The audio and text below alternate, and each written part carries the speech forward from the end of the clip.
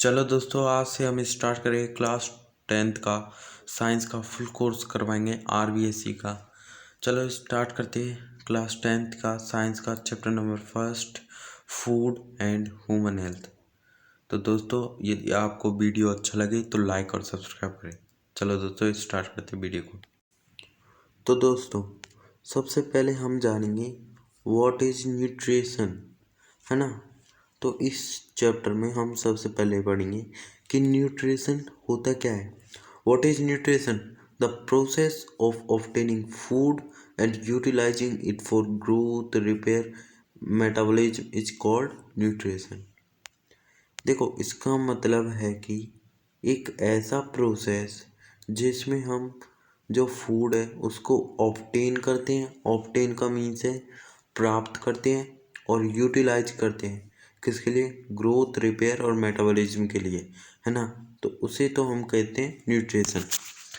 तो इजी सा है कि एक ऐसा प्रोसेस जिसमें हम फूड को ऑब्टेन करते हैं और यूटिलाइज करते हैं, तो उसको बोलते हैं हम न्यूट्रिशन। और किसके लिए यूटिलाइज करते हैं? यूटिलाइज का मतलब होता है यूज करना। क्या? यूज करना, है ना, यूज करना। तो ऐसा प्रोसेस जिसमें हम फूड को ऑब्टेन करें और यूटिलाइज करें ग्रोथ के लिए, रिपेयर के लिए, मेटाबॉलिज्म के लिए, तो उसे बोलते हैं हम nutrition. It is the science how the food we eat affect our body. और यह एक प्रकार की साइंस है कि हम खाना कैसे खाते हैं। Food is necessary for growth and development of our body. और जो खाना है, जो फूड है, वो आवश्यक है हमारी ग्रोथ और डेवलपमेंट के लिए। तो चलो, न्यूट्रिशन देख लिया है, एक और बार बता देता हूँ। एक ऐसा प्रोसेस जिसमें हम फूड को ऑब्टेन करते हैं और यूटिलाइज करते हैं ग्रोथ के लिए, रिपेयर के लिए और मेटाबॉलिज्म के लिए, है ना।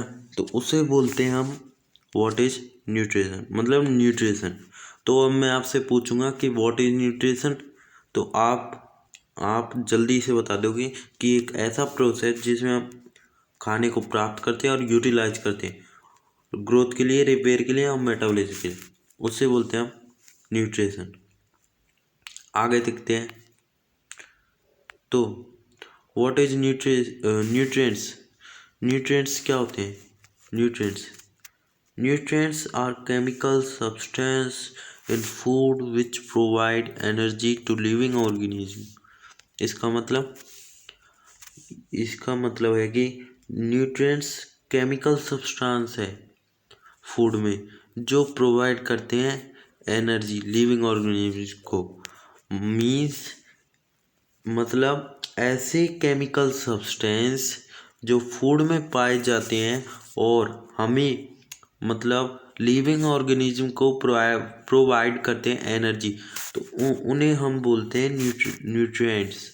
Nutrients are those chemical substance in food which provide energy to living organism.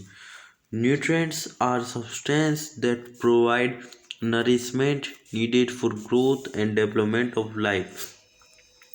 जो न्यूट्रिएंट्स है, वो जो पदार्थ है न्यूट्रिएंट्स, वो हमें मतलब ज़रूरी होते हैं किसके लिए? ग्रोथ के लिए और डेवलपमेंट ऑफ लाइफ के लिए। मीन्स हमारी जो ग्रोथ बढ़ती है वो कैसे बढ़ती है? जैसे जब हम खाना खाते हैं तो वो खाना डाइजेस्ट हो जाता है, और खाने के डाइजेस्ट के बाद जो न्यूट्रिएंट्स होते हैं वो हमारे ब्लड में चले जाते हैं, और ब्लड से हमारे जो डेथ सेल्स होते हैं वो न्यू प्रोड्यूस होते हैं। तो ग्रोथ के लिए और डेवलपमेंट ऑफ लाइफ के लिए आपको ज़रूरी है न्यूट्रिएंट्स। तो दोस्तों, आपने न्यूट्रिएंट्स भी जान लिया कि न्यूट्रिएंट्स क्या होते हैं। एक ऐसी केमिकल सब्सटेंस जो फूड में होते हैं और जो हमें प्रोवाइड करते हैं एनर्जी। जब आप काम करते हो, मतलब आप देखना, एक दिन आपने खाना नहीं खाया तो आप कुछ भी काम नहीं कर पाओगे। आगे देखते हैं हम introduction. The food which we eats provide us nutrition which is necessary for growth and development of the body. जो हम खाना खाते हैं वो हमें न्यूट्रिशन प्रोवाइड करता है ना, ग्रोथ के लिए और डेवलपमेंट के लिए। अब देखो, दो प्रकार की डाइट होती है। कितने प्रकार की? दो प्रकार की डाइट होती है। एक तो होती है बैलेंस डाइट और एक तो होती है बैलेंस डाइट और एक होती है अनबैलेंस डाइट। तो सबसे पहले देखते हैं balance diet. Balance diet is necessary for good health. जो बैलेंस डाइट होती है वो मतलब आवश्यक होती है गुड हेल्थ के लिए, एक अच्छी हेल्थ के लिए। और जो मतलब unbalanced diet means lack of balance diet में रिजल्ट इन डिजीज। और जो मीन्स जिसमें अनबैलेंस्ड डाइट होता है तो उस मतलब जिसमें अनबैलेंस्ड डाइट होगा तो उससे हमें बहुत डिजीज होंगी, है ना। अब आगे देखते हैं बैलेंस डाइट की डेफिनेशन। तो बैलेंस डाइट की डेफिनेशन है ए food which is rich in nutrients is called a balance diet. Means ऐसे फूड जिसमें रिच हो न्यूट्रिएंट्स, मतलब रिच का मतलब अमीर नहीं, रिच का मतलब है यहाँ पर कि ज़्यादा मात्रा में मतलब बिल्कुल बैलेंस न्यूट्रिएंट्स हो, ना तो ज़्यादा ना कम, बिल्कुल बैलेंस हो, तो उसे तो बोलते हैं हम बैलेंस डाइट। इससे क्या होता है, इससे हमें ना तो कोई बीमारी होगी, है ना। तो आप ये देख रहे हो, ये है बैलेंस डाइट। अब अब देखते हैं सेकंड, माल न्यूट्रिशन क्या होता है। माल न्यूट्रिशन क्या होता है, तो a long term deficiency of one or more nutrients in food is called malnutrition. Means एक लंबे समय की कमी, एक या एक से ज़्यादा न्यूट्रिएंट्स फूड में कमी, उसको बोलते हैं माल न्यूट्रिशन। मतलब आपके शरीर में या फूड में एक से या मतलब एक या एक से ज़्यादा न्यूट्रिएंट्स की कमी हो लंबे समय तक, तो उसे बोलेंगे हम माल न्यूट्रिशन। और जो मेन केज है, the main causes of malnutrition is lack of food. और जो मेन मतलब बिल्कुल मेन केजेस कॉजेज है वो है माल न्यूट्रिशन की लैक ऑफ फूड। मतलब जो जब हम फूड ही नहीं खाएंगे तो हमारे अंदर न्यूट्रिएंट्स कैसे जाएंगे, है ना, बताओ। It's may result in many disease. और इसके कारण जब हम लैक ऑफ फूड मीन्स हमारे अंदर न्यूट्रिएंट्स की कमी होगी तो इसके कारण it's may result in many disease, और हमारे बहुत सारी डिजीज हो सकती हैं। और कौन कौन सी डिजीज हो सकती है वो देखेंगे हम अभी। माल न्यूट्रिशन के अभी पढ़ेंगे हम, विटामिन माल nutrition, protein malnutrition, mineral माल न्यूट्रिशन, ये 3 टाइप की माल न्यूट्रिशन पढ़ेंगे, है ना। चलो आगे बढ़ते हैं। ये तो मैंने आपको बता दिया है कि न्यूट्रिएंट्स क्या होते हैं। Nutrients are chemical substance in food which provide energy to living organism. Means nutrients एक ऐसे केमिकल सब्सटेंस है जो हमें प्रोवाइड करते हैं एनर्जी। किसको करते हैं, लिविंग ऑर्गेनिज्म को। Nutrients are substance that provide nourishment needed for growth development of life. और जो न्यूट्रिएंट्स है वो आवश्यक होता है, नरिशमेंट होते हैं किसके लिए, वो होते हैं ग्रोथ के लिए और डेवलपमेंट के लिए। अब देखो, अब ये मेन है। देखो दोस्तों, जो फूड होता है वो बेसिकली 3 टाइप, उसके 3 टाइप्स होते हैं। कौन कौन से, पहला है एनर्जी गिविंग फूड। पहला कौन सा है, energy giving food. Carbohydrate and fat provide energy to the body so they are known as energy giving food. Means जो कार्बोहाइड्रेट और फैट प्रोवाइड करते हैं एनर्जी हमारी बॉडी को, तो उसे तो बोलते हैं हम एनर्जी गिविंग फूड। दोस्तों ये बहुत ही मेन है और ये आ भी सकते हैं, मतलब पूछे भी गए 2018 के एग्जाम में। तो कार्बोहाइड्रेट और फैट जो प्रोवाइड करते हैं एनर्जी हमारी बॉडी को, उसे बोलते हैं हम एनर्जी गिविंग फूड। अब एक और होते हैं, अब होते हैं बॉडी बिल्डिंग फूड और एक होता है प्रोटेक्टिव फूड। एक तो होता है बॉडी बिल्डिंग फूड और एक होता है protective food. Body building food में कौन सा न्यूट्रिएंट्स होता है, protein helps in growth and repair, so they are called body building food. जो प्रोटीन होता है वो मदद करता है ग्रोथ और रिपेयर में, इसलिए उसको क्या बोलते हैं, बॉडी बिल्डिंग फूड। तो आपको पता चल गया कि जो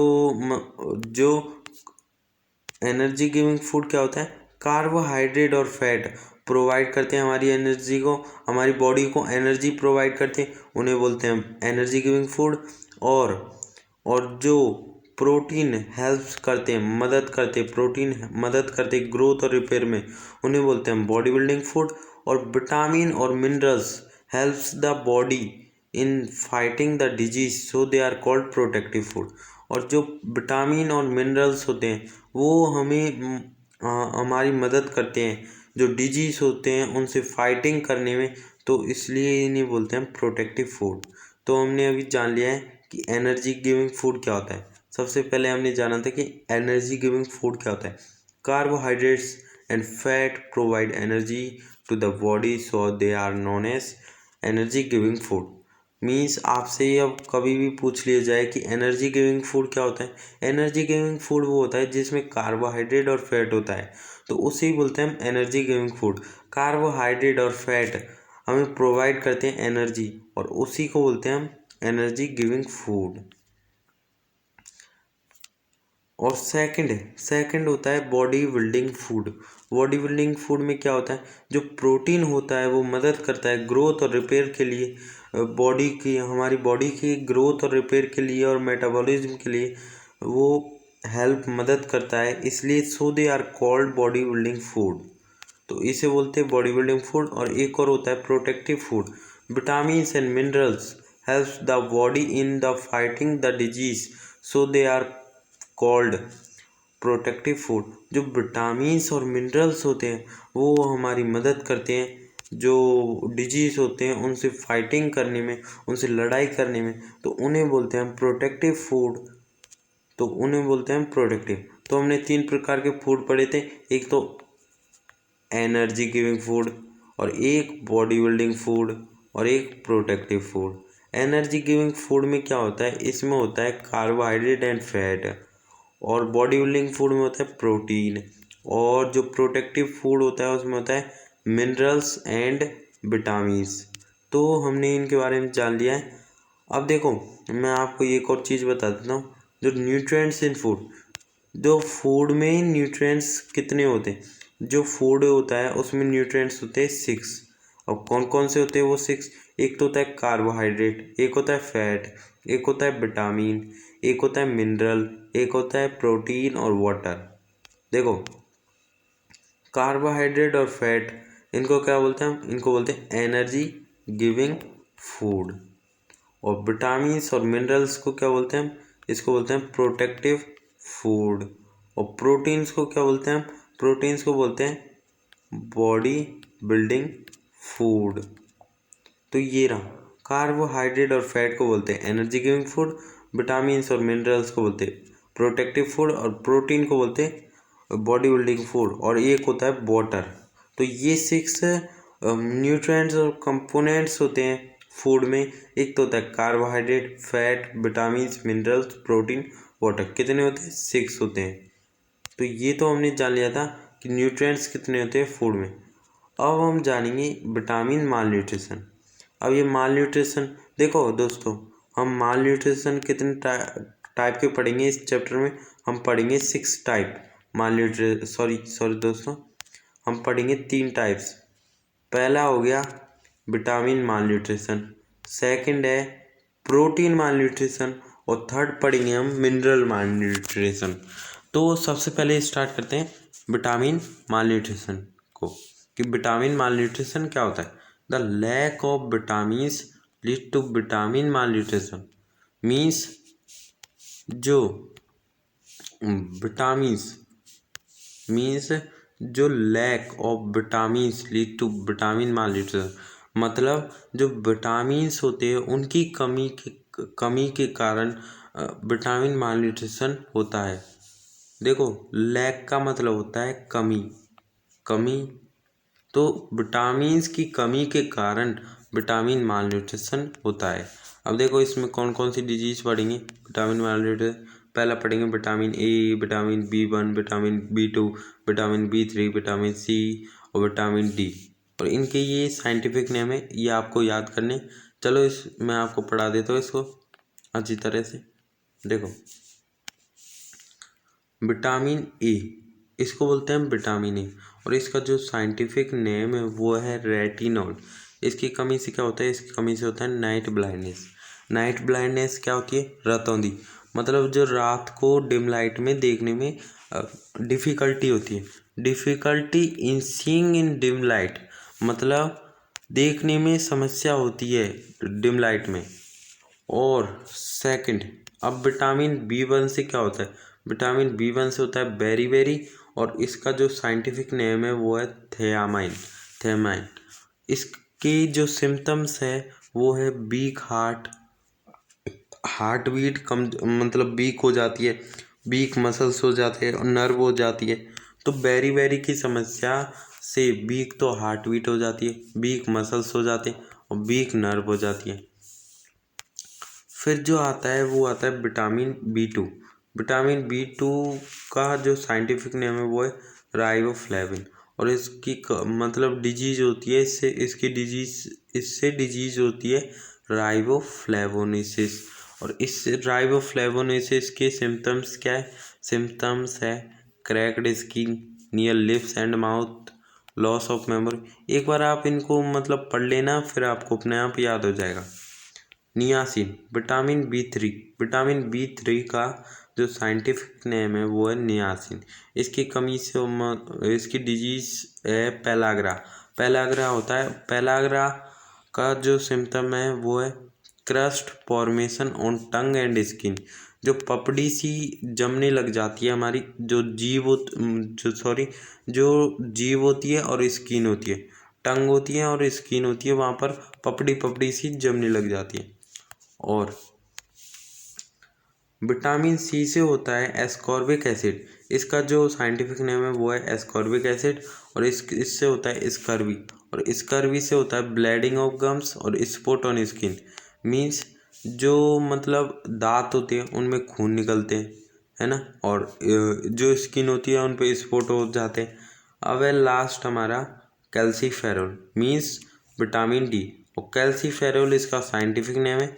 यदि आपसे साइंटिफिक नेम पूछ लिया जाए किसी भी का, जैसे विटामिन डी का बताओ तो विटामिन डी का कैल्सीफेरोल, विटामिन B3 का बताओ तो नियासिन, विटामिन ए का रेटिनॉल। तो ऐसे आप बता देना, मैंने लिख रखे हैं ये। तो विटामिन B1, विटामिन B2। अब हम पढ़ेंगे, ये पढ़ रहे थे विटामिन डी।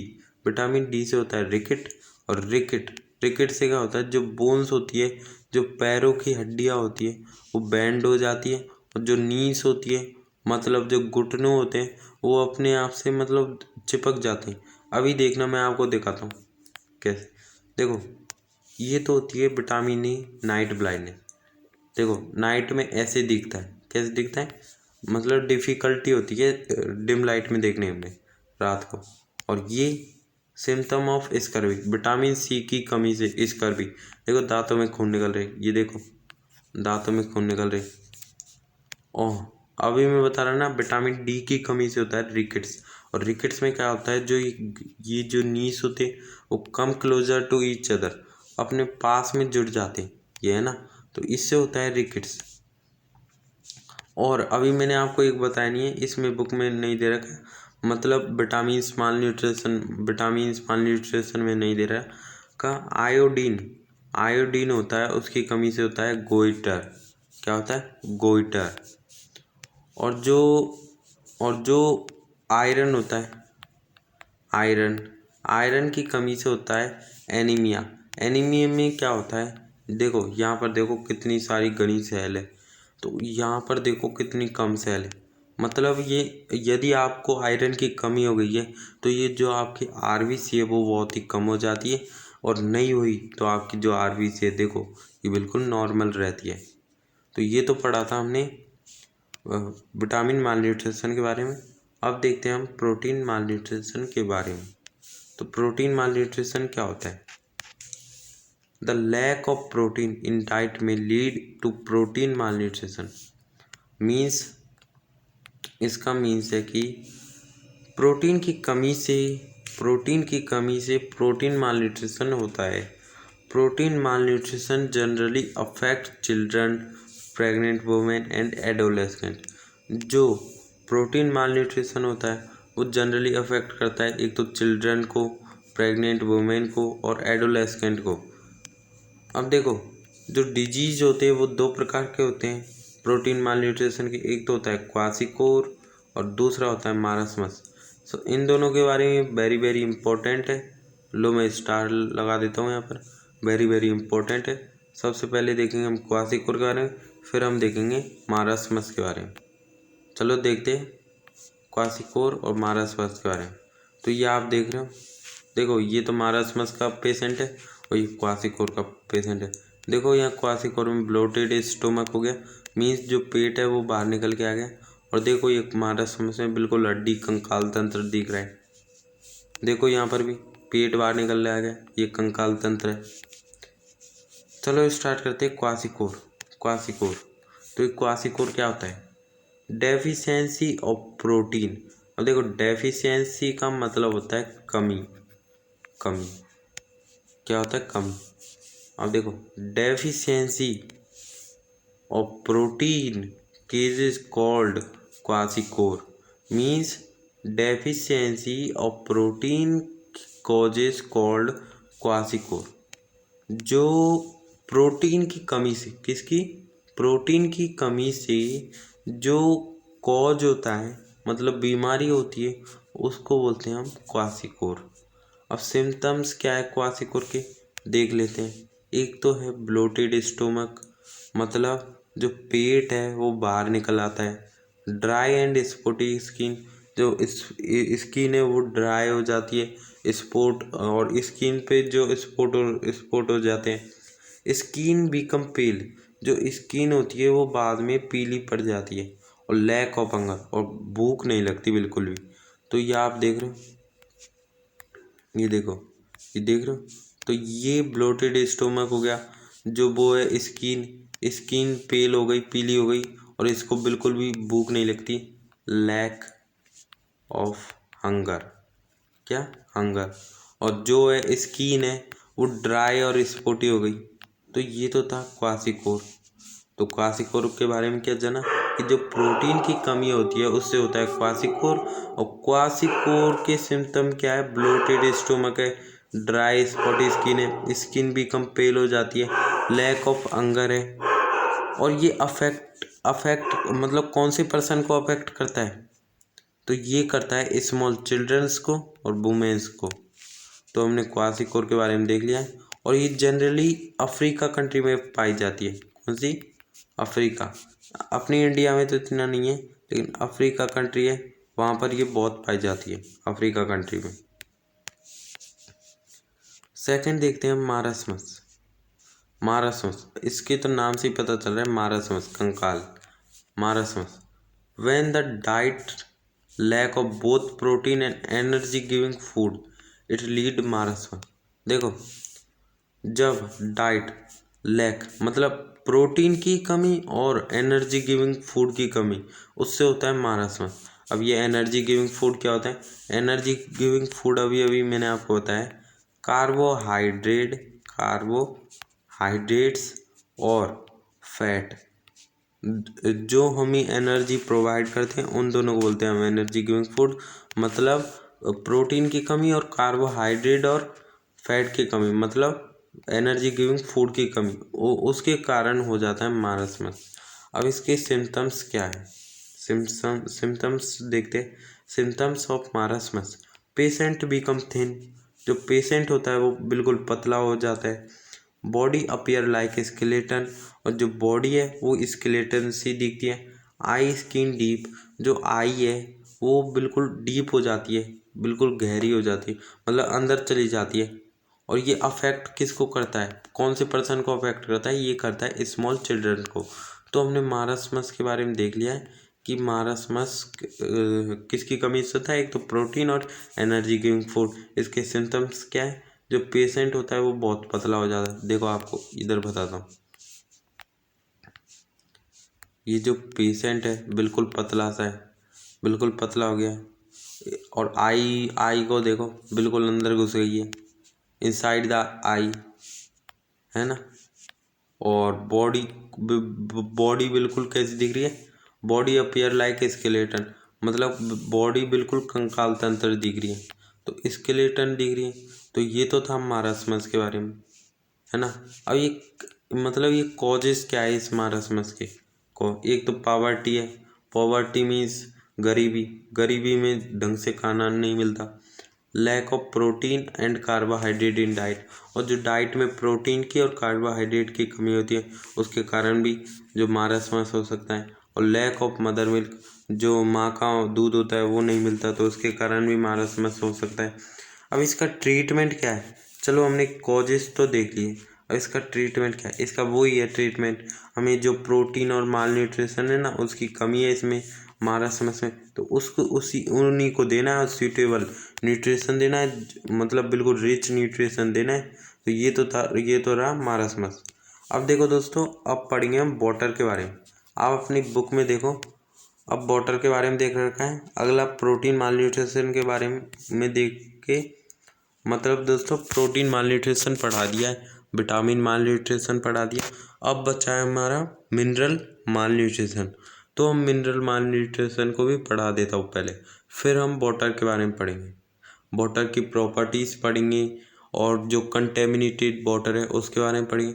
मतलब फुल आरबीएससी का फुल चैप्टर कराऊंगा इसी वीडियो में।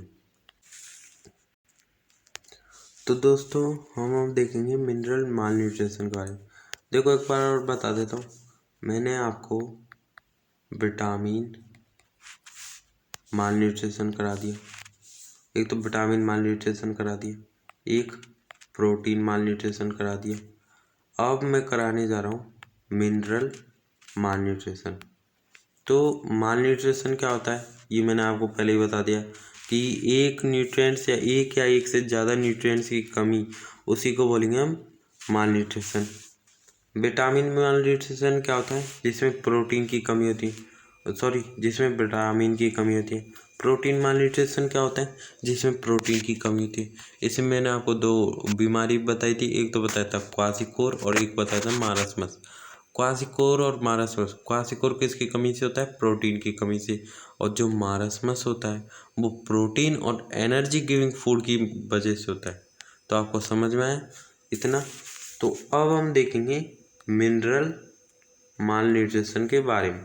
तो मिनरल माल न्यूट्रिशन के बारे में देखते, चलो स्टार्ट करते हैं मिनरल माल न्यूट्रिशन के बारे में। देखो मिनरल्स बहुत सारे होते हैं, कैल्शियम, मैग्नीशियम, देखो इनके एक बार नाम पढ़ लेते हैं। एक तो क्या, calcium Ca, chlorine Cl, copper Cu, iodine I, Fe iron, magnesium Mg, phosphorus potassium, sodium, sulphur, zinc. ये आपको याद नहीं करनी, ये तो मैं आपको बता रहा हूँ नॉलेज के लिए, ये आपको कुछ भी याद नहीं करना, है ना। अब आपको तो ये याद करना है, बस इतना था। देखो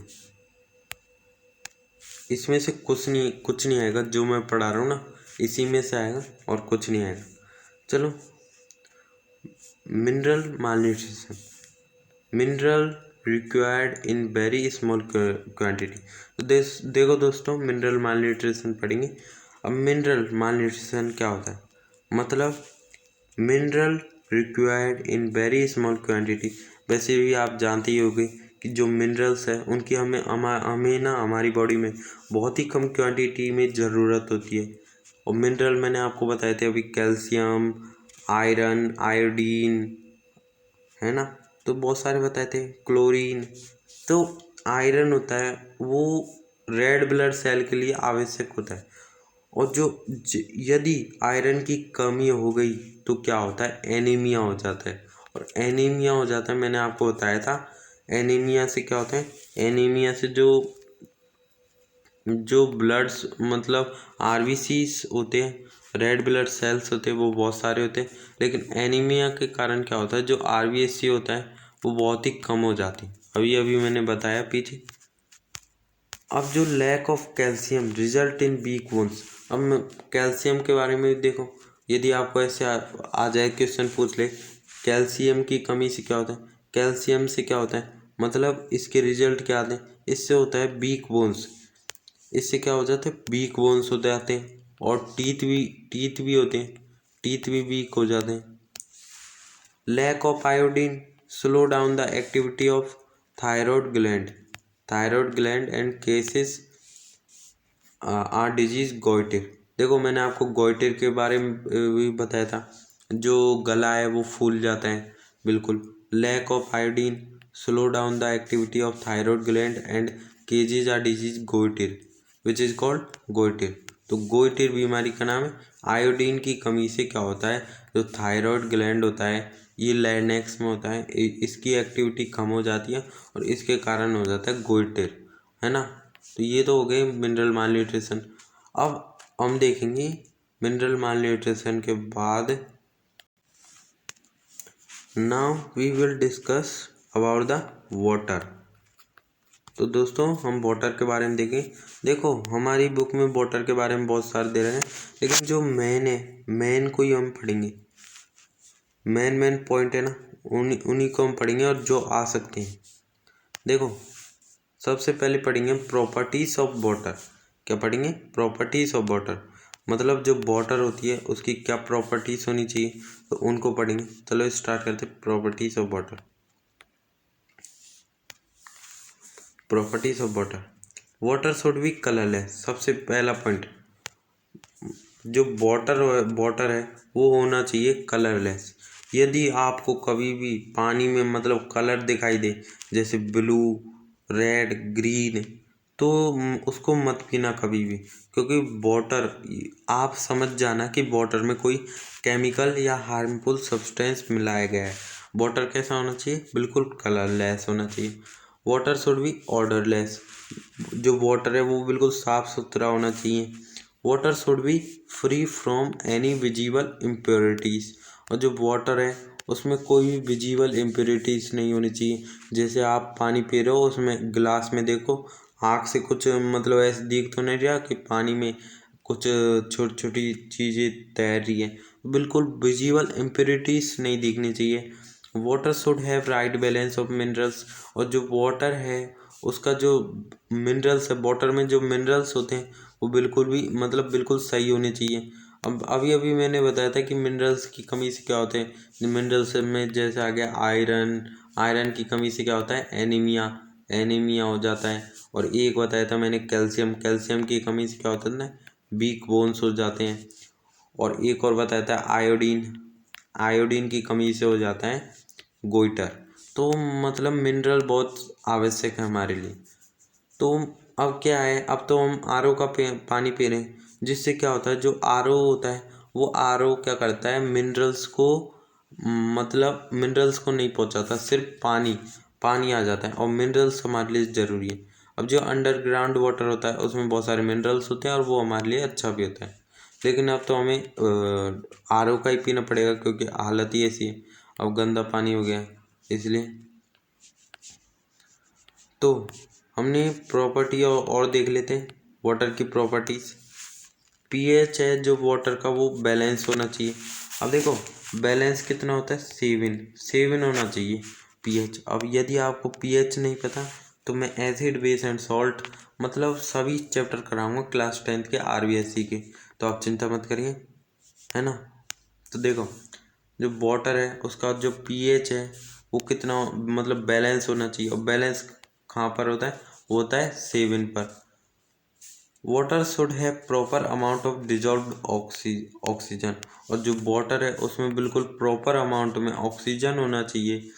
और जो वाटर है शुड नॉट है एनी हार्मफुल माइक्रोब्स, और जो वाटर है उसमें कोई भी हार्मफुल माइक्रोब्स मतलब जो खतरनाक मतलब विषाणु कीटाणु नहीं होने चाहिए। तो ये तो थी, हमने पढ़ ली प्रॉपर्टीज ऑफ ड्रिंकिंग वाटर। अब हम पढ़ेंगे harmful effect of contaminated water, ये इम्पोर्टेंट है तो इसको ज़रूर पढ़ेंगे। Harmful effect of contaminated water की मतलब कंटेमिनेटेड वाटर का मीन्स है कि जो गंदा पानी होता है उसकी क्या हार्मफुल इफेक्ट है। गंदा पानी जानते हो, एक मिनट, कंटेमिनेटेड का मतलब होता है polluted water, polluted means dirty water, चलो देखते हैं। इतना सा आपको याद रखना है कि जो drinking contaminated water can result in many diseases like cholera, diarrhea, jaundice, etc. Means जो यदि आप कोई भी पानी पी रहे हो और वो कंटेमिनेटेड वाटर है, यदि मतलब वो बिल्कुल पॉल्यूटेड डर्टी वाटर है, तो उससे आपको बहुत सारी डिजीज हो सकती है, जैसे क्लोरिया, डायरिया और जॉन्डिस और हिपेटाइटिस। तो इनको आपको डर्टी वाटर नहीं पीना चाहिए बिल्कुल भी, वरना आपको बहुत सारी डिजीज हो सकती है। जो कंटेमिनेटेड वाटर होता है उसके कारण एक बीमारी होती है, और ये मेन इम्पोर्टेंट है, ये पूछी भी गई है बोर्ड में। कंटेमिनेटेड वाटर होता है उसके कारण हो जाता है ड्रैकोनकोलियासिस, और इसका दूसरा नाम है गाइनावोर, और एक और नाम है इसका नारो डिजीज। ड्रैकोनकोलियासिस या गाइनावोर्म या नारो डिजीज, जो कंटेमिनेटेड वाटर होता है उसके कारण ड्रैकोनकोलियासिस, गाइनावोर्म या नारो डिजीज हो जाता है। और ये कैसे होता है? एक कीड़ा होता है जिसका नाम होता है ड्रैकोनकोलस मेडिनिसस। वो क्या होता है? एक कॉजिंग एजेंट होता है, एक रस्सी जैसा मतलब कीड़ा सा होता है जो हमारे पैरों में चल जाता है।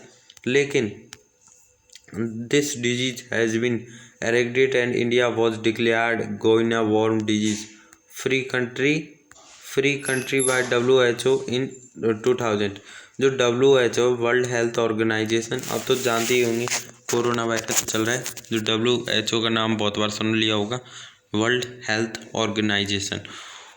उसने क्या किया, जो इंडिया में गायना वॉर्म डिजीज है वो उसको मतलब फ्री फ्रॉम कंट्री कर दिया, उसमें अब गायना वॉर्म डिजीज नहीं है बिल्कुल भी। तो दोस्तों अब हम पढ़ेंगे ओबेसिटी के बारे में।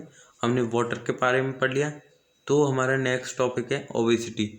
क्योंकि जो क्लास 10th के RBSC बुक है उसमें ओबेसिटी दे रखा है, तो चलो ओबेसिटी को देखते सबसे पहले। देखो ओबेसिटी क्या होता है, यह आप जानते होंगे, लेकिन नहीं जानते तो मैं बता देना कि a condition in which the body accumulated too much fat is called obesity. एक ऐसी condition in which the body collect too much fat is called obesity. मतलब एक ऐसी कंडीशन जिसमें मतलब जो फैट है वो इकट्ठा हो जाता है बॉडी के अंदर, तो उसे बोलते हैं हम ओबेसिटी। अब जो ये एक्यूमुलेट यदि ये आपको हार्ड लग रहा है वर्ड, तो आप इसकी जगह कलेक्टेड भी लिख सकते हो। क्या लिख सकते हो? कलेक्टेड, है ना, वरना आप एक्यूमुलेट भी लिख सकते हो। इसका मतलब है इकट्ठा हो जाता है ना फैट। देखो इसका इतना मोटा पेट, मतलब देख रहे हो इसको ओबेसिटी हो गई है। क्या हो गई है? ओबेसिटी। तो ओबेसिटी क्या होती है? एक ऐसा कंडीशन जिसमें जो बॉडी है उसमें इकट्ठा हो जाता है फैट, तो उसी को बोलते हैं obesity. Obesity has harmful effect on our health. जो ओबेसिटी होती है वो हमारी हेल्थ के लिए हार्मफुल होती है। Obesity has harmful effect on health. अब एक बॉडी मास इंडेक्स होता है BMI, इसकी फुल फॉर्म है body mass index. Body mass index क्या होता है देखते। Body mass index is the ratio of human weight and human height. मतलब जो बॉडी मास इंडेक्स होता है वो रेशियो होता है एक तो ह्यूमन वेट का और ह्यूमन हाइट का। जब जो BMI है मतलब बॉडी मास इंडेक्स है, वो 25 और 30 kg/m² के बीच में हो जाता है, तो वो होता है प्री ओबेसिटी स्टेज। जब तो प्री ओबेसिटी स्टेज होती है, और जब BMI ओवर मतलब 30 kg/m² से ज़्यादा हो जाता है, तो उसे बोलते हैं हम ओबेसिटी। देखो ये रहा BMI, एक तो वेट और हाइट। इसमें क्या होता है, इसमें देखो ह्यूमन होता है, जैसे आप हो, आपका वेट कितना होगा? 55 होगा, 55 kg होगा। हाइट कितनी होगी? 5 या 6 फीट होगी, है ना। तो उसके हिसाब से आप निकाल लेना कि बॉडी मास इंडेक्स कितना होगा। गूगल पे जाके भी निकाल सकते हो, गूगल पे लिख देना, सर्च करना बॉडी मास इंडेक्स, और बॉडी मास इंडेक्स में अपना वेट और अपनी हाइट डाल देना। आगे देखते हैं। A obese person is likely to suffer. एक जो ओबेस पर्सन होता है, ओबेस पर्सन मीन्स ये मोटा पर्सन। जो मोटे पर्सन होते हैं उनको 3 बीमारी, बहुत सारी बीमारी होती हैं जिसको मैं अभी नाम बता देता। एक होता है हाइपरटेंशन, डायबिटीज़, अर्थरिस्ट। अब ये हाइपरटेंशन क्या होता है ये अभी हम आगे पढ़ेंगे। हाइपरटेंशन मीन्स हो जाता है जैसे हाई ब्लड प्रेशर, मतलब उनमें हाई ब्लड प्रेशर की वो हो जाती है, डायबिटीज़ हो जाती है। आर्थरिस्ट मतलब घुटनों में दर्द, नीस में दर्द होता है, डायबिटीज़ आप जानते ही है। तो ये हो जाते हैं उनको, मतलब जो मोटे लोग होते हैं ना तो दौड़ सकते हैं ना भाग सकते हैं। अब देखिए मेन रीज़न क्या है ओबेसिटी के। ओबेसिटी के मेन रीजंस क्या है? Imbalance between intake of energy and it use. जो एनर्जी होती है मतलब उसको यूज ही नहीं करते। मतलब देखो खाना खाया, खाना खा लिया और इतना खाना खाया कि मतलब पेट में जगह नहीं है फिर भी खाना खा रहे हैं, फिर भी खाना खाया और उसको मतलब खाना खाया और सो गए या बैठ गए। तो मतलब एनर्जी को कहीं यूज ही नहीं करते। देखो ये देख रहे हैं, ये दिख रहा है आपको, ये बिल्कुल खाना खा रहा है और बैठा है। तो ऐसे ही ओबेसिटी होती है। ओबेसिटी की यही तो कारण है, मतलब imbalance between intake of energy and its use, consuming fat rich food, junk food, synthetic food। और देखो जो बाहर का खाना होता है जैसे ये तो इससे क्या होता है, ऑयली फूड होता है। इससे क्या होता है जो ओबेसिटी है मतलब ज़्यादा बढ़ती है। और एक्सरसाइज नहीं करना। और एक होता है हाइपोथायरॉयडिज्म, ये एक बीमारी होती है। आगे इसके बारे में पढ़ेंगे। और एक होता है सेडेंट्री लाइफ स्टाइल, मतलब सेडेंट्री लाइफ स्टाइल मतलब आराम से बैठे, आराम से खा रहे। अब ये देख रहे हो इनसे ही तो होता है ओबेसिटी। देखो ये रही सेडेंट्री लाइफ स्टाइल। देखो बैठ बैठ के काम करें, देखो बैठे हुए सब है ना, तो यही है सेडेंट्री लाइफ स्टाइल। अब है हमारा टॉपिक ब्लड प्रेशर। तो हमने इतना जान लिया है कि अब तक हमने क्या क्या जाना। देखो हमने अभी तक nutrition, balance diet, unbalance diet, unbalance diet और nutrition, unbalance diet, balance diet, और हमने protein malnutrition, vitamin malnutrition, mineral malnutrition और ओबेसिटी और ड्रिंक मतलब प्रॉपर्टीज़ ऑफ वाटर, इनके बारे में जान लिया है। अब जानेंगे आप ब्लड प्रेशर के बारे में। तो ब्लड प्रेशर क्या होता है? देखो इसके नाम से ही पता चल रहा है कि ब्लड प्रेशर क्या होता है कि जब जो मतलब ब्लड पे कोई प्रेशर लगाया जाए उसी बोलते हैं हम ब्लड प्रेशर। तो मतलब इसकी डेफिनेशन से समझते हैं कि ब्लड प्रेशर क्या होता है। The pressure exerted on the walls. देखो ब्लड प्रेशर क्या होता है कि the pressure exerted on the walls of blood vessels by blood flowing, it is called blood pressure. देखो मैं आपको कुछ और बता देता हूँ। जो आप देखो सर्कुलेटरी सिस्टम, इसके बारे में तो जानते होंगे। सर्कुलेटरी सिस्टम, इसके ना 3 मेन कंपोनेंट होते हैं। कितने? 3। एक तो होता है ब्लड वेसल्स। अब ब्लड वेसल्स क्या होती है ये तो जानती हो, नस। एक होते पहला ही होगी ब्लड वेसल्स, सेकंड हार्ट और थर्ड ब्लड। तो ब्लड वेसल्स क्या होता है, मतलब जो ब्लड वेसल्स 3 टाइप्स की होती हैं। कौन कौन सी? एक तो होती है आर्टरीज, एक होती है बीन्स और एक होती है कैपिलरीज। जो आर्टरीज होती है वो उसमें तो प्योर ब्लड जाता है और बीन्स होती है उसमें इम्प्योर ब्लड जाता है। ये तो मैं आपके नॉलेज के लिए बता रहा हूँ। अभी आगे जाके पढ़ेंगे चैप्टर नंबर 2 में ये। वैसे आपको पता तो होगा कि मतलब आर्टरीज क्या होते हैं, ब्लड वेसल्स क्या होते हैं। चलो पढ़ते ब्लड प्रेशर के बारे में। The pressure exerted on the walls of blood vessels by blood flowing, it is called blood pressure. Means एक ऐसा प्रेशर जो हम लगाते हैं कहाँ पर, ब्लड वेसल्स पर, मतलब जब ब्लड फ्लो हो रहा है, ब्लड फ्लो किस में होता है, ब्लड वेसल्स में। और जो ब्लड वेसल्स की जो दीवारें होती है, बॉल्स होती है, वहाँ पर जो प्रेशर लगाया जाता है उसे बोलते हैं हम ब्लड प्रेशर। एक और बार बता देता हूँ, मतलब ब्लड फ्लो कर रहा है, ब्लड कहाँ पर कर रहा है, ब्लड वेसल्स में। और ब्लड वेसल्स की दीवार पर, मतलब बॉल्स पर जो एक्सर्टेड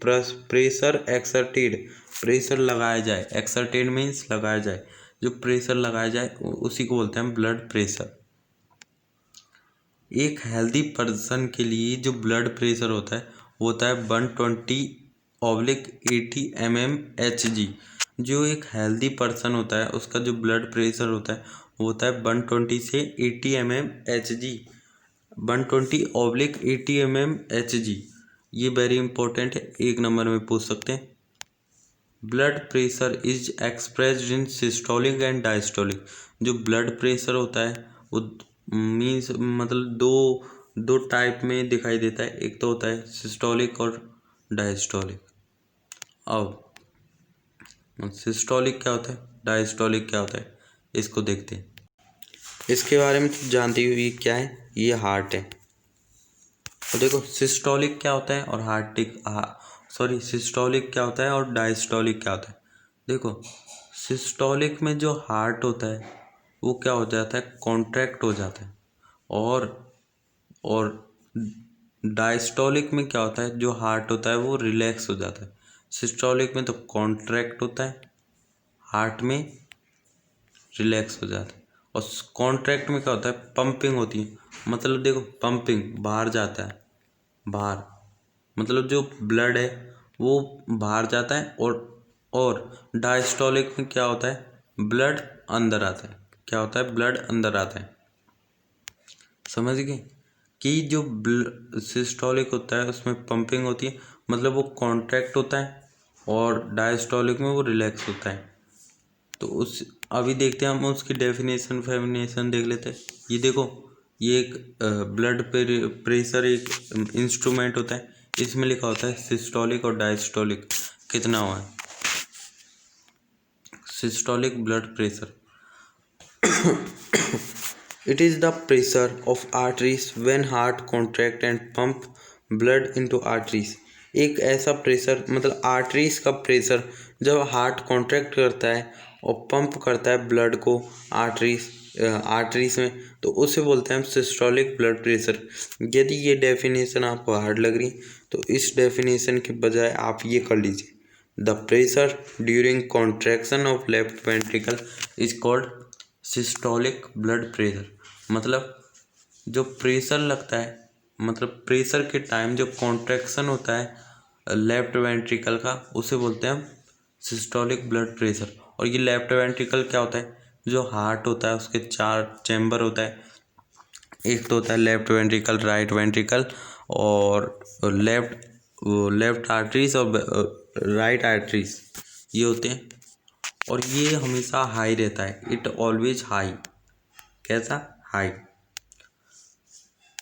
और ये सिस्टोलिक ब्लड प्रेशर होता है वो होता है 120 mm/Hg। तो सिस्टोलिक के बारे में देख लिया है, तो सिस्टोलिक ब्लड प्रेशर के बारे में एक और बार देख लेते हैं। एक ऐसा प्रेशर के टाइम जो कॉन्ट्रैक्ट होता है लेफ्ट वेंट्रिकल, उसे बोलते हैं सिस्टोलिक ब्लड प्रेशर। ये हमेशा हाई रहता है। इसका जो मतलब सिस्टोलिक ब्लड प्रेशर कितना होता है ऐसे पूछ ले तो वो होता है 120 mm/Hg। कितना, 120 mm/Hg। अब देखते हैं diastolic blood pressure. The pressure of arteries when heart relax and it muscles become loose.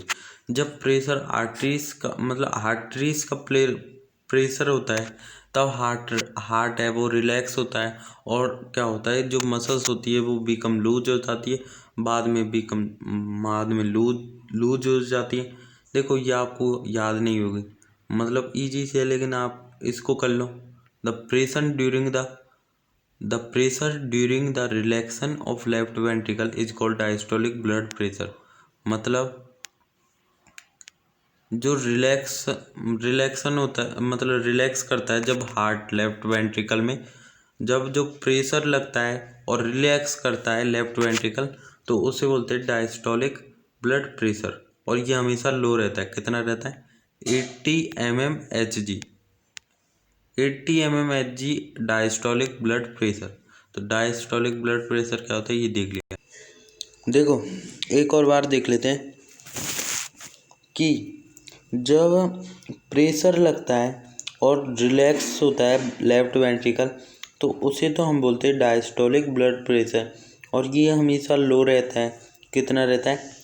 80 mmHg। कितना? 80 mmHg। How to measure blood pressure. अब देखो ये क्वेश्चन भी आ सकता है और इसमें से पूछा भी जा सकता है। देखो एक इंस्ट्रूमेंट होता है, the instrument used for measuring blood pressure is called sphygmomanometer. मतलब एक इंस्ट्रूमेंट होता है, वो मेजर करता है ब्लड प्रेशर को। और उस जो इंस्ट्रूमेंट है उसका नाम है, ये नाम वेरी इंपॉर्टेंट है, इसका नाम है स्पाइगमोमैनोमीटर। स्पाइगमोमैनोमीटर। अब ऐसे पूछा जा सकता है कि ऐसा कौन सा इंस्ट्रूमेंट है जिससे हम ब्लड प्रेशर को, मतलब जो ब्लड होता है उसका प्रेशर नापते, मेजर करते, तो वो है स्पाइगमोमैनोमीटर। In 773, Stephen Hales measured the blood pressure of horse for the first time. जो स्टेफन हेल्स थे, एक स्टेफन हेल्स नाम के एक साइंटिस्ट थे, उन्होंने मेजर्ड किया था ब्लड प्रेशर। किसका किया था? उन्होंने किया था हॉर्स का। सबसे पहले जो हॉर्स है उसका ब्लड प्रेशर चेक किया था, मेजर किया था। और किससे किया था? स्पाइगमैनोमीटर से। 1883 में Kaplan defined the blood pressure. एक कपलान नाम के साइंटिस्ट है, उन्होंने डिफाइंड किया था ब्लड प्रेशर को। तो एक और बार बता देता हूँ, एक स्पाइगमैनोमीटर नाम का एक इंस्ट्रूमेंट है जिससे हम ब्लड प्रेशर को मतलब मेजर करते हैं। और जो 1773 में, ये डेट को याद तो मत रखना, इसको याद रख लेना कि स्टेफन हेल्स ने मेजर्ड किया था सबसे पहले ब्लड प्रेशर। किसका किया था मेजर? हॉर्स का सबसे पहले। और जो कपलान है उन्होंने डिफाइन किया था, डेफिनेशन दी थी हमें ब्लड प्रेशर की। तो ये तो था हमें ब्लड प्रेशर के बारे में। अब देखो दो प्रकार की बीमारी होती है, एक हाइपरटेंशन और एक हाइपोटेंशन। देखो दो प्रकार की बीमारी होती है, एक तो होती है हाइपरटेंशन और एक और होती है, उसको बोलते हैं हम हाइपोटेंशन। अभी आगे पढ़ेंगे, अभी कंफ्यूज मत होना। हाइपरटेंशन क्या होता है? हाइपरटेंशन का मतलब होता है बीपी हाई। अब आप बोलते होंगे कि बीपी हाई हो गया, बीपी मतलब जो ब्लड प्रेशर है वो हाई हो गया, बीपी हाई हो जाना। When blood pressure is continuously higher than the normal range it is called hypertension or high blood pressure. जब ब्लड प्रेशर लगातार हायर, मतलब लगातार जो नॉर्मल रेंज है ब्लड प्रेशर की उससे लगातार ज़्यादा हो जाए, तो उससे बोलते हैं हम hypertension or high blood pressure. क्या बोलते हैं? High blood pressure. देखो एक और बार बता देता हूँ, दो प्रकार की बीमारी होती है, या बीपी हाई या लो बीपी, या हाई बीपी या हाइपरटेंशन, या एक और होता है हाइपोटेंशन। हाइपोटेंशन को तो बोलते हैं हम लो बीपी, और हाइपर और हाइपो। देखो दो होता है, एक होता है हाइपो और एक होता है हाइपर। हाइपो का मीन्स होता है लो और हाइपर का मीन्स होता है हाई। समझ गए? तो हाइपर टेंशन का मतलब होता है जब ब्लड प्रेशर लगातार higher than the normal range, मतलब नॉर्मल रेंज है उससे मतलब ज़्यादा लगातार बढ़ता रही, तो उसे बोलते हैं हम hypertension or high blood pressure. अगला अगला देखते हैं हम, इसके कॉजेस क्या है हाई ब्लड प्रेशर के। देखो जो बोर्ड वाला है वो तो आपसे 2-3 पूछ लेगा, मैं आपको इतने सारे बता देता हूँ। देखो कॉजेस क्या है, मतलब इसके कारण क्या है। एक तो है ओबेसिटी। अब मैंने ओबेसिटी बताया था। ओबेसिटी मतलब एक ऐसी कंडीशन है जिसमें जो फैट होता है वो इकट्ठा हो जाता है बॉडी में, तो उसे बोलते हैं हम ओबेसिटी। यदि ओबेसिटी हो गई है तो आपको हाई ब्लड प्रेशर मतलब हाइपरटेंशन हो सकता है, डायबिटीज हो सकती है, मतलब बुढ़े हो गए तो old age, eating more food than needed मतलब ज़रूरत से ज़्यादा खाना खाना, स्मोकिंग अल्कोहल, स्मोकिंग मतलब बीड़ी सिगरेट पीना, अल्कोहल दारू पीना, सेडेंट्री लाइफ मतलब आराम की ज़िंदगी जीना, और लैक ऑफ एक्सरसाइज मतलब बिल्कुल भी एक्सरसाइज नहीं करना, और ये रहे एंगर एनेक्सिटी मतलब गुस्सा हो जाना और कंफ्यूज रहना। तो ये इनके मतलब कारण है बीपी हाई के। और इसको कंट्रोल कैसे करें, मतलब बीपी हाई हो गया तो उसको कंट्रोल कैसे करें, बिल्कुल बैलेंस कैसे करें, तो आपको क्या करना होगा, बैलेंस डाइट लेनी पड़ेगी और रेगुलर एक्सरसाइज करनी पड़ेगी, योगा करनी पड़ेगी, बाबा रामदेव बताते भी है टीवी पर। और स्टॉप करना होगा पैक्ड फूड, जो बाहर का खाना आता है वो नहीं लेना होगा। स्मोकिंग बिल्कुल मतलब रोकनी पड़ेगी, स्मोकिंग नहीं करनी है आपको। और जो डाइट है वो प्रॉपर अमाउंट में आपको कैल्शियम और मैग्नीशियम की ज़रूरत है। मतलब आप देख लीजिए, अभी थोड़े बहुत पूछेंगे, ज़्यादा तो पूछते नहीं है, 2 4 5 लिख देना, जैसे taking of balance diet, regular exercise, yoga, stop using fact और टेकिंग अ बैलेंस डाइट, बस 4 लिख देना पूछे तो। अब देखो, अब आ गया हमारा मेन टॉपिक, हाइपोटेंशन। हाइपोटेंशन का मतलब होता है बीपी लो। पहले तो मैंने बताया था आपको हाइपर टेंशन, उसका मतलब था हाई ब्लड प्रेशर। अब मैं बता रहा हूँ आपको हाइपोटेंशन। हाइपोटेंशन का मीन्स है मतलब बीपी लो, और हाइपर टेंशन का मीन्स है BP high. High blood pressure, जब blood pressure falls below normal range it called hypotension. Low blood pressure मतलब जब ब्लड प्रेशर है वो बिल्कुल नीचे गिर जाता है नॉर्मल रेंज से, तो उसे बोलते हैं हम हाइपोटेंशन और लो ब्लड प्रेशर।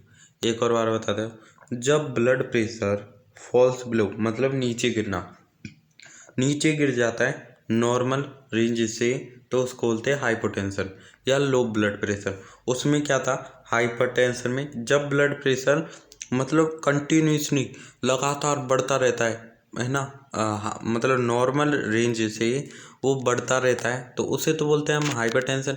और जो कम हो जाता है मतलब फॉल्स बिलो हो जाता है नॉर्मल रेंज से, उसे बोलते हैं हम हाइपोटेंशन। अब जो हाइपोटेंशन है उसकी मतलब कारण क्या है, मतलब कारण तो यही होंगे ओबेसिटी और वो, लेकिन इसकी मतलब समस्या क्या है, इसकी मतलब समस्या क्या होगी। यदि आपको लो ब्लड प्रेशर हो जाए तो उसके कारण आपको समस्या क्या होगी। उसकी समस्या देखो बहुत ही खतरनाक है। लो ब्लड प्रेशर, इसमें क्या होता है, जब blood pressure is extremely low, यानी जब ब्लड प्रेशर लो हो जाता है तो जो ऑक्सीजन और nutrients don't reach to important organ like heart brain kidney. मतलब जो ब्लड प्रेशर होता है वो बिल्कुल लो है, लो हो जाए मतलब लो हो जाए तो क्या होता है, जो ऑक्सीजन और न्यूट्रिएंट्स होते हैं वो मतलब पहुंच नहीं पाते ऑर्गन तक, हमारे ऑर्गन तक। जैसे इम्पोर्टेंट ऑर्गन है, हार्ट हो गया, ब्रेन हो गया, किडनी हो गया, तो यहाँ तक पहुंच ही नहीं पाएंगे और ये परमानेंटली डैमेज भी हो सकते हैं। Thus, this organ stop working properly and can damage the organ permanently। और ये जो मतलब प्रॉपरली वर्क करना भी बंद कर सकते हैं, और इट में आल्सो लीड टू डेथ, और इनके कारण हमारी डेथ भी हो सकती है। तो लो ब्लड प्रेशर मतलब लो बीपी बहुत ही खतरनाक है। इसके कारण क्या होता है, इसमें क्या होता है, जो ऑक्सीजन और न्यूट्रिएंट्स होते हैं वो हमारे ऑर्गन तक नहीं पहुंचते, इससे हमारे जो ऑर्गन है वो डैमेज भी हो सकते हैं और इससे हमारी डेथ भी हो सकती है। तो ये तो था हमारा ब्लड प्रेशर के बारे में। तो ब्लड प्रेशर के बारे में जान लिया है। अब पढ़ेंगे हम टॉक्सिक सब्सटेंस के बारे में। टॉक्सिक सब्सटेंस क्या होते हैं। A toxic substance is a substance that can be poisonous or causes health effect ऐसी टॉक्सिक का मतलब होता है जहरीले जहरीले जहरीले पदार्थ। मतलब a toxic substance is a substance that can be poisonous or causes health effect। एक ऐसी सब्सटेंस, एक ऐसे जहरीले पदार्थ जो मतलब हमारी हेल्थ के लिए मतलब वो हार्मफुल रहते हैं, खतरनाक रहते हैं, तो उन्हें बोलते हैं हम toxic substance. Many people use gutkha, तंबाकू, alcohol, opium, this are called addictive substance और टॉक्सिक सब्सटेंस। देखो बहुत सारे लोग हैं वो गुटखा, तंबाकू, एल्कोहल, ओपियम इनका यूज़ करते हैं और इनकी ये आदत सी लग जाती है। मतलब एक बार आदत लग गई जैसे गुटखा, तंबाकू, तो वो छूटती नहीं है, इसलिए इनको बोलते हैं addictive substance. This are harmful to our body, और इन्हें मतलब हार्मफुल बोलते हैं हमारी बॉडी के लिए। ये बहुत ही खतरनाक है हमारी बॉडी के लिए। अब ये कैसे खतरनाक है, देखो ये तो टॉक्सिक सब्सटेंस। अब देखो ये सबमकस फाइब्रोसिस एक बीमारी है, ये किसकी वजह से होती है, ये होती है गुटखा की वजह से। अब जो गुटखा का मतलब बहुत समय तक यूज करते हो आप, है ना, मतलब लोग यूज करते हैं। प्रोलॉन्ग्ड यूज ऑफ गुटखा, पान मसाला, तंबाकू, च्यूइंग एक्स्ट्रा कॉजेस सम mucus fibrosis. Very very important है, आप ढंग से याद कर लीजिए। ईजी सा है, देखो प्रोलॉन्ग मतलब ज़्यादा मतलब गुटखा, पान मसाला या तंबाकू, इनके ज़्यादा यूजेस से क्या हो जाता है, सम म्यूकस फाइब्रोसिस हो जाता है। और इसके सिम्टम्स क्या है, यदि आपको सिम्टम्स देखने हैं तो क्या है इनके सिम्टम्स। पहला तो है muscles of jaw become hard.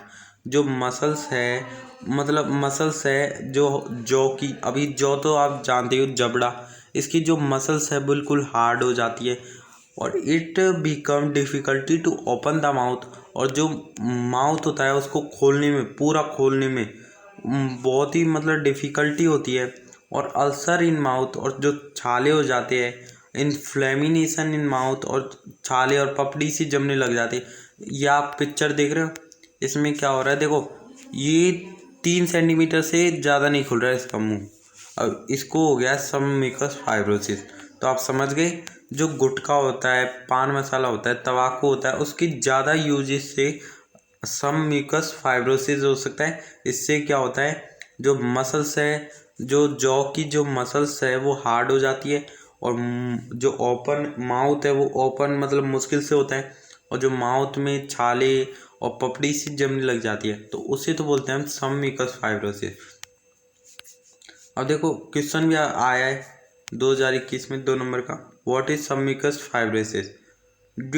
तो आप ये लिख देना, due to the prolonged use of gutkha, muscles of jaw become hard and it is very difficulty to open mouth, this condition is called sub mucus fibrosis. मतलब बहुत समय use, मतलब लंबे समय तक यूज करना गुटखा, तंबाकू और पान मसाला, इनके कारण क्या होता है, जो जॉ होता है वो बहुत ही टाइट हो जाता है, और इसके कारण क्या होता है, जो माउथ है वो मुश्किल से खुलता है, पूरा नहीं खुलता। तो इसको बोलते हैं हम सब म्यूकस फाइब्रोसिस। और what is sub mucous fibrosis, write their symptoms of sub mucous fibrosis. तो ये आप अब डिस्क्रिप्शन बॉक्स में लिख देना इन क्वेश्चन के आंसर। अब देखो नेक्स्ट हम पढ़ेंगे मेन पॉइंट, वो है तम्बाकू के बारे में। किसके बारे में, तम्बाकू के बारे में। तम्बाकू is obtained from the leave of plant Nicotiana tabacum which is member of family Solanki.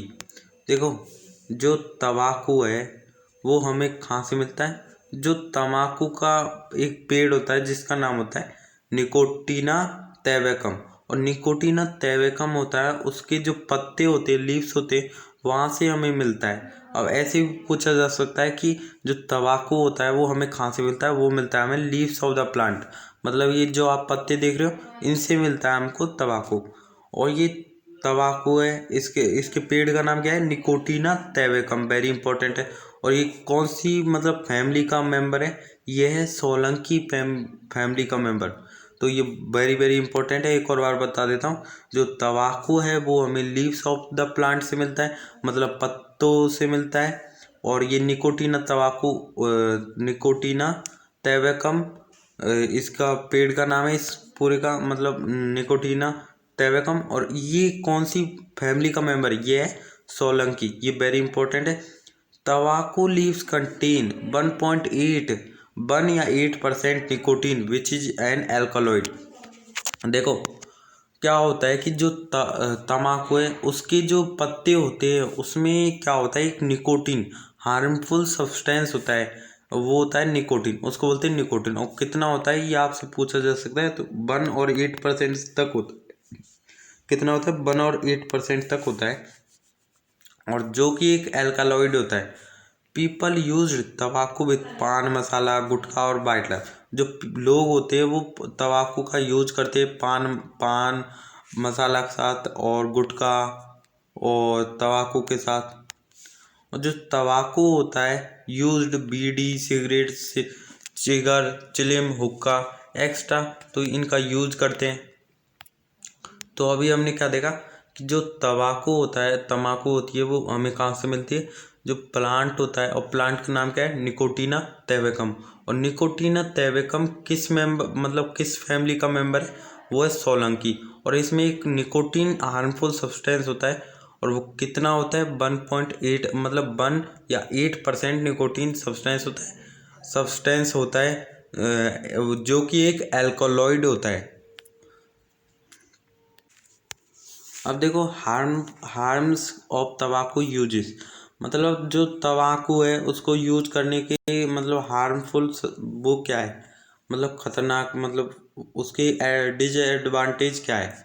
तो उसकी डिसएडवांटेज है कि chances of mouth, tongue, throat cancer increase by regular use of तंबाकू। यदि आप जो मतलब लोग हैं ना वो तंबाकू का रेगुलर यूज करते हैं, तो उससे क्या होता है, जो माउथ होता है उसमें कैंसर, माउथ, टंग और जो थ्रोट होता है उसमें कैंसर हो सकता है ना, उसके मतलब कैंसर होने के ज़्यादा वो हो जाते हैं।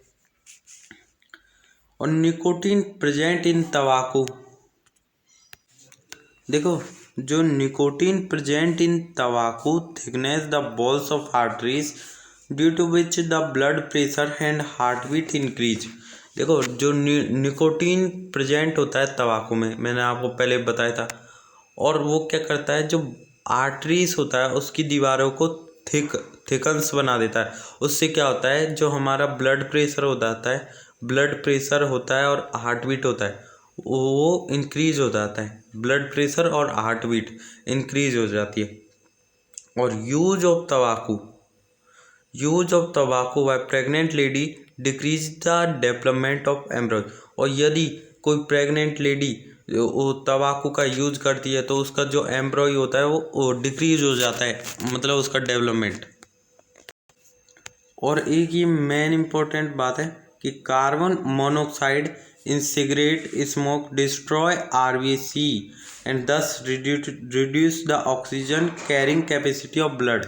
देखो जो कार्बन मोनोऑक्साइड होता है वो सिगरेट में होता है, ये पता है। अब जो सिगरेट का जो ये धुआं निकलता है ना, धुआं, ये बहुत ही खतरनाक होता है। आपने सुना होगा कि बहुत ही खतरनाक होता है। अब ये कैसे होता है, ये देखो कोई भी मतलब आपके बगल में कोई सिगरेट पी रहा है और वो धुआं आपके मतलब अंदर चले जाए ब्रीथिंग के वक्त, जब आप ब्रीथ लेते हो तो वो अंदर तो जाएगा रेस्पिरेशन सिस्टम में, तो रेस्पिरेशन के वक्त वो अंदर चल जाएगा और आपके आरबीसी डिस्ट्रॉय हो जाएंगी। और उससे क्या होगा, जो ऑक्सीजन होगा वो उसकी कैपेसिटी कम हो जाएगी ब्लड के अंदर, मतलब ब्लड के अंदर ऑक्सीजन होती है उसकी जो कैपेसिटी है, योग्यता, वो कम हो जाएगी। मतलब जो ब्लड वेसल्स होती है उनमें मतलब मान लीजिए वो पाइप है और पाइप में मतलब कचरा भर जाए तो वैसे मतलब उसकी ऑक्सीजन रुक जाएगी। तो कार्बन मोनोऑक्साइड एक हार्मफुल सब्सटेंस है ना, और वो सिगरेट में होता है। और इससे क्या होता है, जो आरबीसी हो जाती है वो डिस्ट्रॉय हो जाती है। अब पढ़ेंगे हम अल्कोहल के बारे में।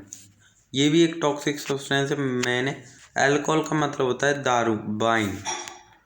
Alcohol, the main component of alcohol is ethyl alcohol ethanol C2H5OH। ये वेरी वेरी इंपॉर्टेंट है। देखो, जो मेन कंपोनेंट होता है एल्कोहल का वो होता है एथाइल एल्कोहल और एथेनॉल।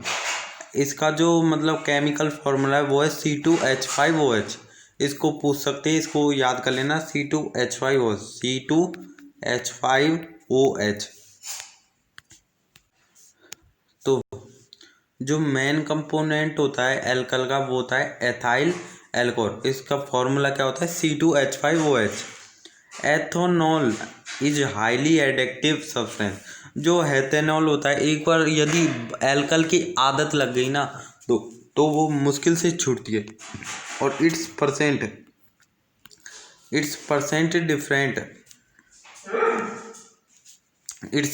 Different alcoholic beverage. और ये हाईली एडिक्टिव होता है, मतलब एक बार इसकी आदत लग गई तो आदत लग गई। अब देखो इसके हार्मफुल इफेक्ट क्या होते हैं एल्कोहल की। देखो, लैक ऑफ अलर्टनेस, मतलब अलर्टनेस बिल्कुल भी कम हो जाती है। और ये सबसे ज़्यादा अफेक्ट करता है कंट्रोल एंड कोऑर्डिनेशन पर। अब आपने सुना ही होगा, ये सबसे ज़्यादा अफेक्ट किस पर करता है? कंट्रोल और कोऑर्डिनेशन पर, मतलब नर्व सिस्टम पर अटैक करता है। और ये जो लीवर होता है उसको कन्वर्ट कर देता है एसिटाल्डिहाइड में। किस में? एसिटाल्डिहाइड में। और जो कि एक जहरीला सब्सटेंस होता है, और लीवर इसके कारण डैमेज हो जाता है ना। देखो, जो लीवर होता है वो कन्वर्ट हो जाता है एसिटाल्डिहाइड में, और ये एक जहरीला सब्सटेंस होता है जिसके कारण जो लीवर है वो डैमेज हो सकता है, हो जाता है ना। मेमोरी पावर, जो मेमोरी है उसकी पावर बिल्कुल कम हो जाती है, और ये अफेक्ट करता है नर्व सिस्टम पर, मतलब कंट्रोल और कोऑर्डिनेशन पर। तो एक और बार बता देता हूँ, इससे जो अलर्टनेस है वो कम हो जाती है, कंट्रोल कोऑर्डिनेशन पर अफेक्ट करता है, लीवर को कन्वर्ट कर देता है एसिटाल्डिहाइड में, और जिससे क्या होता है, जो लीवर होता है वो डैमेज हो जाता है, जो मेमोरी की पावर होती है वो रिड्यूस हो जाती है, और ये नर्वस सिस्टम को अफेक्ट करता है। और इसके और भी है harmful effect. Economic condition of a person fall, और जो इकोनॉमिक कंडीशन होती है वो गिर जाती है। और जो सोशल स्टेटस होता है वो, मतलब ऐसे दारू पी के ऐसे करेगा, घूमेगा, तो ऐसे सोशल स्टेटस मतलब सामाजिक सोसाइटी में उसकी मतलब बेइज्जती सी हो जाती है, बेइज्जती, है ना। तो वो बहुत अफेक्ट करता है ये एल्कोहल। अब एल्कोहल के कारण एक बीमारी होती है, उसका नाम है फैटी लिवर डिजीज। अब देख क्या होता है, prolonged use of alcohol causes fatty liver disease. यदि आप मतलब लोग यदि मतलब प्रोलॉन्ग लंबे समय तक एल्कोहल का यूज करते हैं तो उसके कारण क्या होती है? Fatty liver disease. और the disease affect the synthetic of protein and carbohydrate in the body, है ना।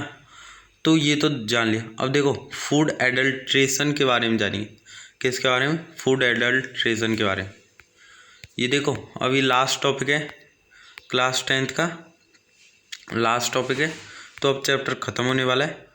चलो जल्दी इसे देख लेते हैं, फूड एडल्ट्रेशन के, फिर अपना चैप्टर ख़त्म हो जाएगा। अभी आप एक और बार देख लेना जिससे आपको ये समझ आ जाएगा बिल्कुल पूरा। Food adulteration refer to the process by which the quality of given food is reduced through addition of adulterants. Means यदि किसी भी फूड में एक ऐसा प्रोसेस जिसमें मतलब जो फूड है वो दिया हुआ है, लेकिन उसकी जो क्वांटिटी है वो कम कर दी जाए, और उसको एडिशन मतलब टॉक्सिक सब्सटेंस उसमें मिला दिया जाए, तो उसे बोलते हैं हम food adulteration. As per estimate, around 30-40% edible substances in the market are adulterated। और जो 30 या 40% तो जो मतलब एडिबल सब्सटेंस मतलब टॉक्सिक सब्सटेंस मिला हुआ आता है फूड में, मार्केट में। और एडल्ट्रेट जैसे देखो, घी मान लो, घी देख लो, मिल्क देख लो, ऑयल देख लो, tea, spices extra are openly sold in the market. और ऐसे देखो, घी, मिल्क, ऑयल, इनको ओपनली मतलब देखो इसमें एडल्ट्रेट मतलब इसमें जो हार्मफुल सब्सटेंस है वो मिलाया गया है और इसको ना ओपनली बेचते हैं मार्केट में। और इसके हार्मफुल इफ़ेक्ट क्या है? इसके हार्मफुल इफ़ेक्ट है, एक तो कैंसर हो सकता है, फूड पॉइजनिंग हो सकती है और बहुत सारी डिजीज़ हो सकती है। क्या क्या हो सकता है? एक कैंसर, फूड पॉइजनिंग और मैनी डिजीजेस। एडल्ट्रेशन इन कोल्ड ड्रिंक, सबसे पहले देखते हैं कोल्ड ड्रिंक में क्या होता है। There is no standard law on quantity of ingredient in cold drink. देखो इसके लिए कोई लॉ नहीं है कोल्ड ड्रिंक के लिए। कोल्ड ड्रिंक तो मतलब इतना उसमें मिलाते, देखो chemical like lindane, malathion, DDT, chlorpyrifos mixed in cold drink are responsible for cancer and nervous. देखो बहुत सारे मतलब हार्मफुल सब्सटेंस मिलाए जाते हैं। कोल्ड ड्रिंक तो कभी नहीं पीना चाहिए और ये मतलब सिस्टम रिप्रोडक्टिव डिजीज भी करता है और डैमेज करता है इम्यूनी सिस्टम को। अब ये मैंने देखो फोस्फोरिक एसिड इसमें मिलाया जाता है और इससे क्या होता है, इससे हमारे जो बोन्स होते हैं और टीथ होते हैं वो उसको अफेक्ट करता है, मतलब वो बिल्कुल वीक हो जाते हैं। और इसमें एक केमिकल एथाइल ग्लाइकोल होता है। इसमें क्या होता है, इसको ना आप कोल्ड ड्रिंक को बिल्कुल फ्रीजर मतलब बिल्कुल 0 डिग्री में रख दो फिर भी ये मतलब फ्रीजिंग मतलब फ्रीज बिल्कुल बर्फ़ नहीं बनेगा और इसको बोलते हैं हम स्वीट पॉइजन, मतलब स्वीट पॉइजन बोलते हैं। और इसका 0.4 pps लीड एडिड होता है इसमें कोल्ड ड्रिंक में, जिससे क्या होता है ये हमारे ब्रेन, लीवर, किडनी और मसल्स को अफेक्ट करता है। और देखो boric acid, erythorbic acid and benzoic acid added to increases the acidity of cold drink. This chemical are causing burning sensation in chest, irritation, indigestion sensation in brain and hinder the development of bones। देखो इसमें कुछ acid होते हैं, एक तो होता है boric, एरिथ्रोविक और बेंजोइक एसिड, ये इसमें ऐड होते हैं और ये क्या करते हैं, जो एसिडिटी होती है कोल्ड ड्रिंक की उसको बढ़ा देते हैं। और जो केमिकल मतलब इससे क्या होता है, इससे देखो इरिटेशन होता है और जो बिल्कुल डाइजेशन नहीं होता फूड, और जो दिमाग होता है उसमें सेंसेशन सा होता रहता है। और इसमें एक कैफाइन नाम का एक हार्मफुल सब्सटेंस होता है जिससे क्या होता है इंसोमिया और हेडेक, मतलब जो सर दर्द से होता है कैफाइन से, कैफीन। नाउ अब देखते हैं adulteration in cold drink. Sorry cold drink के बारे में देख लिया है। Adulteration in oil and ghee. Mustard oil is adulterated with argemone and palm oil. जो मस्टर्ड ऑयल होता है उसमें मिला दिया जाता है पैलम ऑयल। और जो वेजिटेबल घी होता है वो कर दिया जाता है किसके साथ, नेटिव घी के साथ। और देखो मिल्क कैसे बनता है, people are drinking urea, detergent, soda, posterior, colour, refined oil in the name of milk. मतलब दूध के नाम पे क्या पी रहे, यूरिया, डिटर्जेंट, सोडा, पोस्टर या कलर, रिफाइंड ऑयल। ये जो मार्केट में दूध मिलता है इसमें क्या क्या डालते, इसमें डालते एक तो detergent, soda, colour, refined oil. तो ये दूध होता है इसमें यही डाल देते हैं और दूध के मतलब दूध के नाम पे इन सभी को पी लेते हैं। और यूपी उत्तर प्रदेश में जो 25% लोग हैं वो एडल्ट्रेट मिल्क पी रहे हैं, मतलब उसमें यूरिया, डिटर्जेंट, सोडा, कलर और रिफाइंड ऑयल वो सभी पी रहे हैं 25% लोग। और जो स्पाइसेस होते मतलब जो पाउडर होते जैसे brick powder is mixed with red chilli. अब जो लाल मिर्च होती है उसमें क्या होता है, उसमें जो ईट होती है उसका जो ब्रिक मतलब ईंटों का पाउडर मिला दिया जाता है। अब lead, chromate and yellow soil are mixed turmeric. और जो हल्दी होती है उसमें येलो मतलब पीली कलर की मिट्टी मिला देते हैं। और papaya seed are mixed with black pepper. और जो पपाया होता है उसमें ब्लैक पीपर मिला देते हैं। ये लास्ट टॉपिक है हमारा, adulteration in fruit and vegetable. Chemical injection is used for bringing bright colour in fruit and vegetable. अब देखो केमिकल इंजेक्शन दे देते, क्यों देते? क्योंकि जो ब्राइट कलर जो फ्रूट है या वेजिटेबल है बिल्कुल अच्छी दिखे, मतलब ब्राइट दिखे, और फ्रूट और वेजिटेबल। और lead and copper solution separate spread for fresh appearance. और एक लीड और कॉपर का सॉल्यूशन होता है और उसको स्प्रे कर देते हैं उस पर, वेजिटेबल और फ्रूट पर, बिल्कुल ऐसे मतलब वो बड़े हो जाते हैं, बिल्कुल चमकते दिखाई देते हैं। अब देखो एक एक्ट है, उसका नाम है prevention of food adulteration act 1954।